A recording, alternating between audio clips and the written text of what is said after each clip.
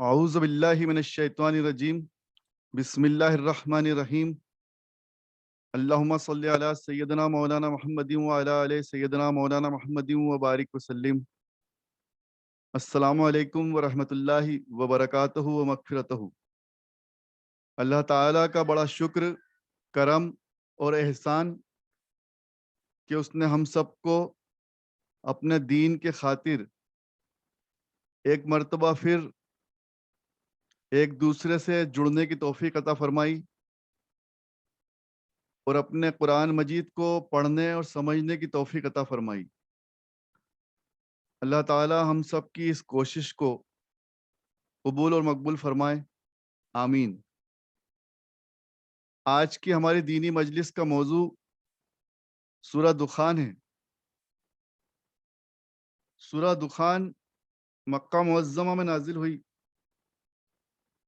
اللہ کے نام سے شروع جو بڑا مہربان اور بہت رحم فرمانے والا ہے۔ سورہ دخان میں آیت نمبر 1 میں اللہ تعالیٰ فرماتا ہے حامیم، صاف صاف بیان کرنے والی اس کتاب کی قسم۔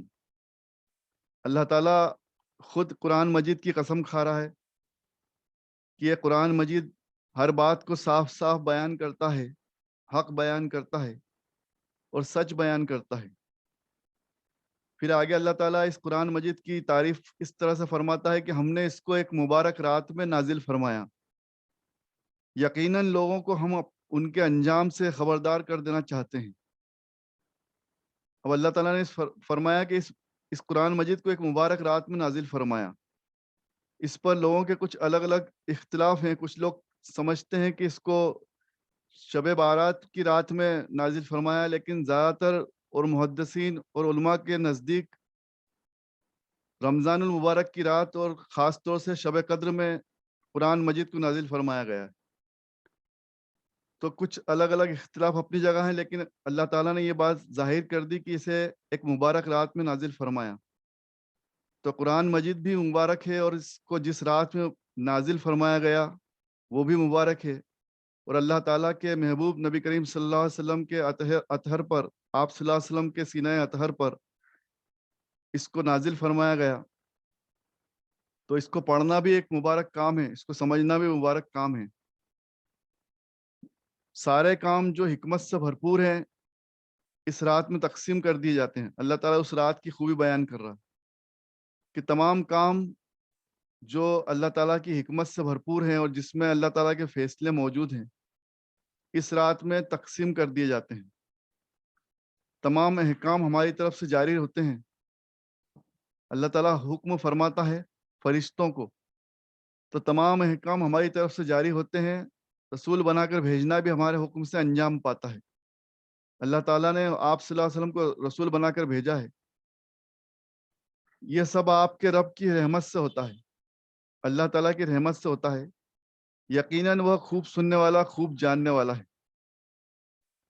اگر تم یقین والے ہو تو سن لو، آسمانوں اور زمین کا اور ان کے بیچ کی سب چیزوں کا پالنہار اللہ تعالیٰ ہے۔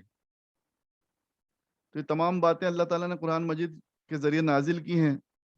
قرآن مجید کو رمضان المبارک میں اور شب قدر میں نازل فرمایا گیا، اور رحمت اور برکت والی راتیں اور برکت والے لمحات ہوتے ہیں جب اللہ تعالیٰ نے اس کو نازل فرمایا، اور جب انسان اس کو پڑھتا ہے تو بھی اللہ تعالیٰ کی رحمت اور برکت نازل ہوتی۔ تو ہمیں کوشش کرنا چاہیے کہ ہم زیادہ سے زیادہ قرآن مجید کی تلاوت کریں اور اس کو پڑھیں اور اس کو سمجھیں اور اس پر عمل کریں۔ اس کے سوا اور کوئی معبود ہو ہی نہیں سکتا۔ زندگی اور موت وہی دیتا ہے۔ تمہارا اور تمہارے اگلے باپ دادوں کا رب بھی وہی ہے۔ یعنی کہ ہمارے جتنے بزرگ گزرے، ہمارے باپ دادا، ہمارے پورے خاندان کا رب اللہ تعالیٰ ایک ہے۔ اس میں کوئی شک کی گنجائش نہیں ہے۔ یہ اللہ تعالیٰ فرما رہا ہے۔ اور ان کے پہلے ہم نے فرعون کی قوم کو آزما لیا، اور ان کے پہلے ہم نے فرعون کی قوم کو آزما لیا، جبکہ ان کے پاس ایک عزت و اکرام والا رسول ہم نے بنا کر بھیجا۔ اللہ تعالیٰ نے اب فرعون کی قوم کی بات یہاں پر بتائی ہے۔ تمام سورہ مبارکہ میں الگ الگ فرعون کے، حضرت موسیٰ علیہ السلام کے قصے موجود ہیں۔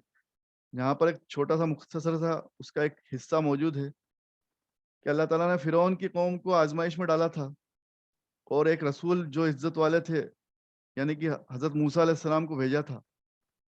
آگے فرمایا موسیٰ نے ان سے یہ مطالبہ کیا کہ اللہ کے بندوں میری امت کے لوگوں میرا ساتھ دو. اللہ ایک ہے نا, اللہ ایک ہے, اس کو مانو, میرا ساتھ دو, میں تمہارے لیے امانت دار پیغمبر ہوں. موسیٰ نے ان سے یہ مطالبہ کیا کہ اللہ کے بندوں میرے ساتھ رہو, میرا ساتھ دو, میں تمہارے لیے امانت دار پیغمبر ہوں. اور یہ بھی سن لو کہ اللہ کے مقابلے میں بغاوت نہ کرو, میں تمہارے پاس کھلی ہوئی دلیل لے کر آیا ہوں. موسیٰ علیہ السلام بولے میں نے اس کا سہارا لیا ہے جو میرا بھی رب ہے اور تمہارا بھی رب ہے, وہی ایک رب ہے, لیکن تم چاہتے ہو کہ مجھے پتھروں سے مار ڈالو. اگر میری بات تم نہیں مانتے تو پھر تم مجھ سے الگ تھلگ رہو. موسیٰ نے اپنے رب سے دعا کی, اے رب یہ قوم جرم کرنے سے رکنے والی نہیں, مطلب گناہ گار قوم ہے. موسیٰ علیہ السلام نے اللہ تعالیٰ سے دعا کی کہ اے رب یہ قوم جرم کرنے والی ہے, گناہ گار قوم ہے, اس سے باز آنے والی نہیں ہے. اب یہ دعا موسیٰ علیہ السلام نے اللہ تعالیٰ سے کی ہے, تو اللہ تعالیٰ نے اس کے بدلے میں آگے کیا کیا ہے اس امت کا, یہ ہمیں پڑھنا اور سننا ہے. لیکن یہاں پر سوچنے والی بات یہ ہے کہ آپ صلی اللہ علیہ وسلم نے کبھی اپنے امتیوں کے لیے, اپنی امت کے لوگوں کے لیے کبھی اللہ تعالیٰ سے ایسی دعا نہیں کی کہ ان کو اللہ کوئی عذاب میں ڈال دے, استغفر اللہ, یا ان کو کسی طرح کا ان کو جرم کا بدلہ دے, ان پر کچھ کسی طرح کی تکلیف آ جائے. آپ صلی اللہ علیہ وسلم کو اللہ تعالیٰ نے رحمت اللہ عالمین بنا کر بھیجا تھا, تو آپ صلی اللہ علیہ وسلم نے کبھی اپنے امتی یا کبھی اپنے امت کے جو لوگ جو ایمان نہیں لائے ان کے خلاف بھی کبھی دعا نہیں کی, یعنی کہ ان کو کبھی بد دعا نہیں دی. تو یہ آپ صلی اللہ علیہ وسلم کا ایک خاص مقام و مرتبہ ہے, اور آپ صلی اللہ علیہ وسلم کی فضیلت میں سے ایک ہے. تو اللہ تعالیٰ نے جب انہوں نے دعا کی موسیٰ علیہ السلام نے, تو فرمایا میرے بندوں کو, یعنی کہ جو لوگ ہیں جو تمہارے ساتھ ہیں, ان کو راتوں رات لے جاؤ, اور دشمنوں کی طرف سے تمہارا پیچھا بھی کیا جائے گا, یعنی کہ تم سترک رہنا, تمہیں یہاں سے نکلنا ہے اور دشمن تمہارا پیچھا کریں گے. سوکھے سمندر کو چھوڑ کر تم آگے بڑھ جاؤ. سمندر کو اللہ تعالیٰ نے سکھا دیا, ان کے لیے راستہ بنا دیا. موسیٰ علیہ السلام نے اپنے کو اللہ تعالیٰ نے جو ایک خاص جس کو وہ زمین پر مارتے تھے ان کا آدھا, تو اس سے سب کچھ ہو جاتا تھا. تو وہ جب انہوں نے پانی پر مارا تو پانی پر راستہ ہو گیا, اللہ تعالیٰ کے کرم سے, رحم و کرم سے, اللہ کی مدد سے. تو سمندر اس جگہ سے سوکھ گیا, راستہ ہو گیا. تم آگے بڑھ جاؤ, بے شک ہم ان کے لشکر کو ڈبو دیں گے, یہ اللہ تعالیٰ نے فرما دیا. کتنے بے شمار باغ اور جھرنے چھوڑ کر یہ لشکر نکل پڑا, بہت ساری چیزیں چھوڑنا پڑی. کھیتیاں اور عمدہ مکانات سے ہم نے ان کو دور کر دیا, اور نعمت سے بھرپور تمام سامان ہم نے ان سے چھین لیا. اب یہ بھی ایک طرح کی آزمائش ہے, دونوں طرح کی آزمائش چل رہی ہے. جن لوگوں کو اللہ تعالیٰ نے وہاں سے نکلنے کے لیے کہا ہے ان کی بھی آزمائش ہے, اور جو لوگ ان کا پیچھا کر رہے ہیں ان کی بھی آزمائش. سب لوگوں نے اپنا سب کچھ چھوڑ دیا ہے. اسی طرح ہوا کہ ان کا وارث ہم نے دوسری قوم کو بنا دیا. اب یہ معاملات ہوئے ہیں, اور اس کے بعد اللہ تعالیٰ نے فرمایا اور ہم نے بنی اسرائیل کو اس ذلت والی تکلیف سے نجات عطا فرمائی. بنی اسرائیل مطلب موسیٰ علیہ السلام کے ماننے والوں کو, ان کے امتیوں کو کہا جاتا ہے. تو ذلت والی تکلیف سے نجات عطا فرمائی, وہاں سے انہیں نکال دیا, بچا لیا. فرعون کی غلامی سے ہم نے ان کو چھڑا دیا. واقعی فرعون بہت اکڑ بتانے والا تھا, یعنی کہ بہت غرور گھمنڈ کرنے والا تھا, اور حد سے آگے بڑھ چکا تھا. اور ہم نے علمی طور پر بھی ان کو دنیا والوں پر پسند فرمایا, یعنی کہ ان کو ترجیح دی. تو اللہ تعالیٰ نے بنی اسرائیل کی ایک خوبی یہ بھی بتائی ہے کہ وہ علم میں بھی بہت علم والے تھے, تو اللہ تعالیٰ نے ان کے علم کو بلندی فرمائی, پسند فرمایا, دنیا والوں پر ترجیح دی, یعنی کہ ان کا لیول اوپر تھا علم کی بنا پر. تو اللہ تعالیٰ علم کو پسند فرماتا ہے. اللہ تعالیٰ کے نزدیک علم کا بہت مقام ہے, اور ہم نے ان کو بہت سی نشانیاں دی تھی جن میں کھلی ہوئی آزمائش تھی. آزمائش ہر جگہ ہوئی ہے, ہر امت کی ہوئی ہے. تو اللہ تعالیٰ نے بنی اسرائیل کو بھی آزمائش میں ڈالا. آگے فرمایا کہ گناہگار بندوں کے لیے سن لیں کہ تو اپنے آپ کو بڑا عزت اور شان والا سمجھتا تھا، اب عذاب کا مزہ چکھ۔ گناہگار بندوں سے اللہ تعالیٰ بروز قیامت فرمائے گا تو اپنے آپ کو بڑا عزت دار اور شان والا سمجھتا تھا، اب عذاب کا قیامت کے روز بروز قیامت جہنم میں عذاب کا مزہ چکھ۔ بے شک یہ وہی عذاب ہے جس کے بارے میں تم شک کیا کرتے تھے، یعنی کہ تمہیں جب رسول اور نبی بتاتے تھے تو تم اس پر بھروسہ نہیں کرتے۔ بے شک اس دن پرہیزگار لوگ امن کے مقام میں ہوں گے، یعنی کہ جو لوگ ایمان لائے، نیک عمل کیے، ایسے لوگ امن، چین، سکون کے مقام میں ہوں گے، یعنی کہ جنت میں ہوں گے انشاءاللہ۔ آگے فرمایا باغیچوں اور چشموں سے بھرپور علاقے میں ہوں گے، باریک ریشم اور گاڑھے ریشم کا لباس پہن کر ایک دوسرے کے سامنے بیٹھے ہوں گے، یعنی کہ یہ جس طرح سے جس کی چاہت ہوگی اور جس کو اللہ جیسا چاہے گا اس طرح کے ریشم کے لباس ملیں گے، بڑا خوبصورت لباس پہن کر ایک دوسرے کے سامنے بیٹھے ہوں گے۔ یہ جنت میں رہنے والوں کو، نیک پرہیزگار لوگوں کو، ایمان والوں کو جو تحفے ملیں گے، جو مقام ملیں گے، اس کی بات چل رہی ہے۔ اس طرح ہم ان کا جوڑا باندھ دیں گے، اللہ تعالیٰ فرما رہا ہے اس طرح ہم ان کا جوڑا باندھ دیں گے گوری اور بڑی بڑی آنکھوں والی حوروں سے۔ یہ بھی ایک انسان کو صبر کا ایک بدلہ ملے گا، اس کی نیک بیوی اور اس کی حوریں اس کے آس پاس رہیں گی، تو یہ اللہ تعالیٰ کی طرف سے ایک بہت بڑا انعام رہے گا کہ انسان کو وہاں خوبصورت جوڑی ملے گی۔ وہاں وہ ہر قسم کا میوہ اپنے طلب پر کھائیں گے، جو کھانا چاہیں گے پاک اور بہترین لذیذ ڈرائی فروٹس، پھل فروٹ کھانے کو ملیں گے، اور امن اور چین کے ساتھ رہیں گے انشاءاللہ۔ اللہ تعالیٰ ہم سب کو جنت الفردوس عطا فرمائے۔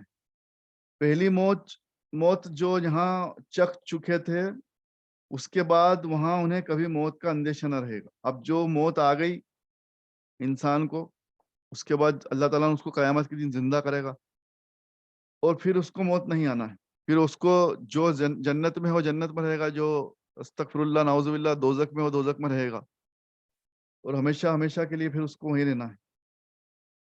تو اللہ تعالیٰ فرمایا پہلی موت جو یہاں چکھ چکے تھے، اس کے بعد وہاں انہیں کبھی موت کا اندیشہ نہ رہے گا، اللہ نے ان کو دوزخ کے عذاب سے ہمیشہ کے لیے بچا لیا۔ سبحان اللہ۔ نیک لوگوں کے لیے خوشخبری کہ اللہ تعالیٰ جنت الفردوس میں کبھی موت نہیں آئے گی، اور ان کے لیے کوئی عذاب نہیں، کسی طرح کا کوئی عذاب نہیں رہے گا۔ یہ آپ کے رب کا ان پر فضل ہو گیا، اور یہی سب سے بڑی کامیابی ہے۔ بے شک ہم نے اس قرآن کو آپ کی زبان میں آسان کر دیا تاکہ یہ لوگ نصیحت حاصل کر سکیں۔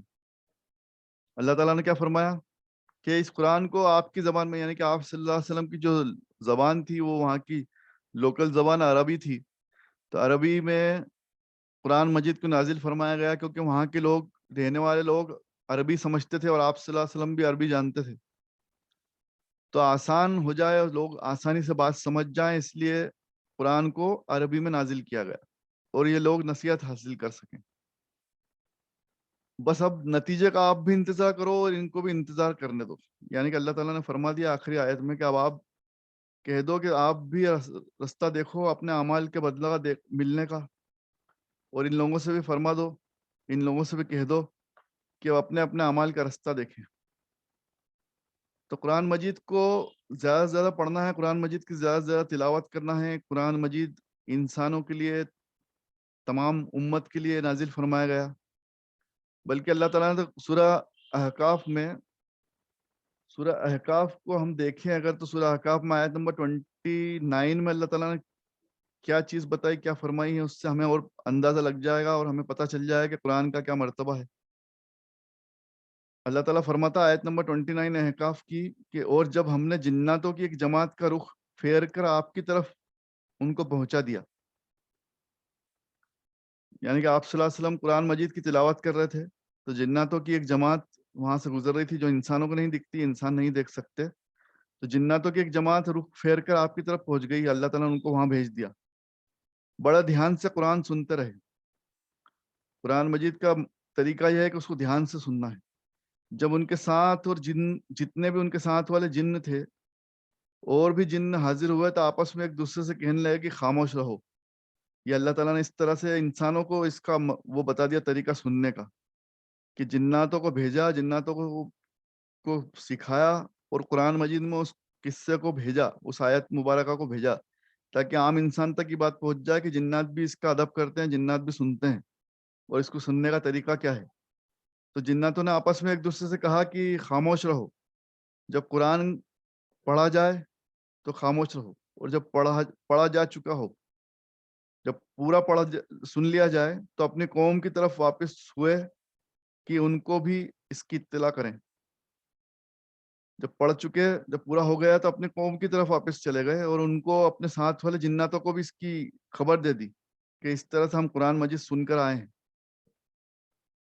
انہوں نے اپنے لوگوں سے کہا، یعنی دوسرے جناتوں سے کہا کہ اے برادر قوم، اے برادر قوم مطلب ہمارے دوست بھائیوں، دوستوں، قوم کے بھائیوں، برادران قوم، ہم ایک آسمانی کتاب سن کر آئے ہیں، یعنی قرآن مجید سن کر آئے ہیں جو موسیٰ کے بعد اتاری گئی، موسیٰ علیہ السلام کے بعد اتاری گئی ہے، اپنے سے پہلے والی آسمانی کتابوں کی تصدیق کرتی ہے۔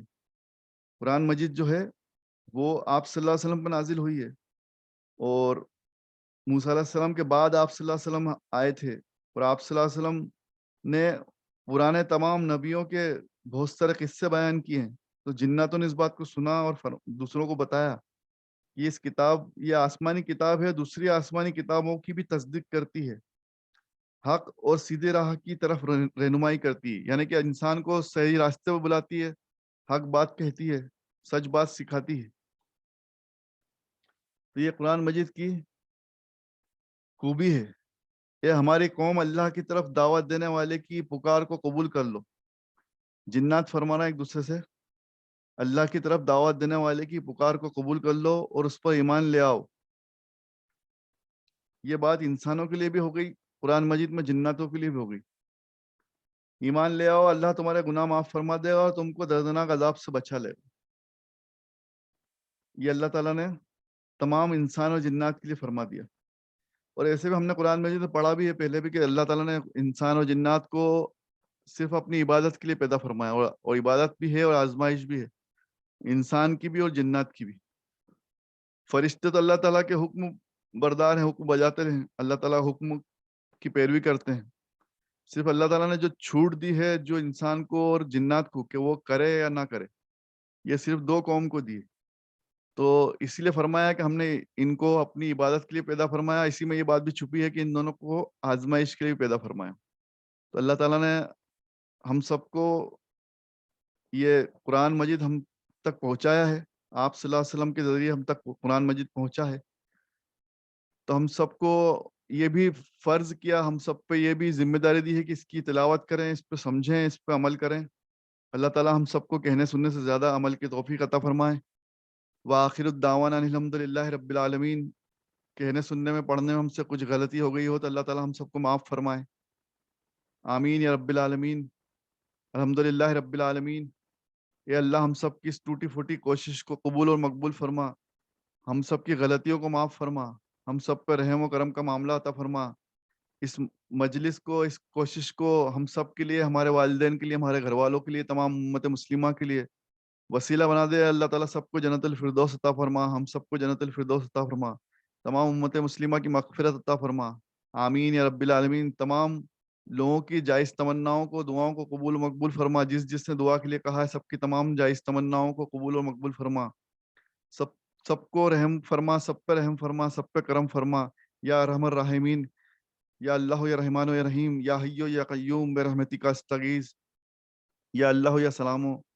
اللہ تعالیٰ سب کو شفا، تندرستی اور صحت یاب عطا فرما، تمام بیماروں کو شفا، تندرستی اور صحت یاب عطا فرما، سب کو آسانی عطا فرما، سب پہ رحم فرما، تمام بیماروں کو تندرستی عطا فرما، ہم سب کو ہر طرح کے قرض سے، ہر طرح کے مرض سے ہم سب کی حفاظت عطا فرما، ہم سب کو حلال روزی عطا فرما، روزی روزگار میں برکت عطا فرما، بہتر سے بہتر روزی روزگار کا ذریعہ عطا فرما، سب کو روزی روزگار میں برکت عطا فرما، ہم سب پہ تیرے رحم و کرم کا معاملہ عطا فرما، دنیا اور آخرت کی تمام بھلائیاں، رحمتیں، نعمتیں، عظمتیں، امن و امان، شفا، تندرستی اور صحت یاب عطا فرما، آمین یا رب العالمین۔ ربنا آتینا فی الدنیا حسنۃ وفی الآخرۃ حسنۃ وقینا عذاب النار، آمین۔ شکریہ، اللہ حافظ۔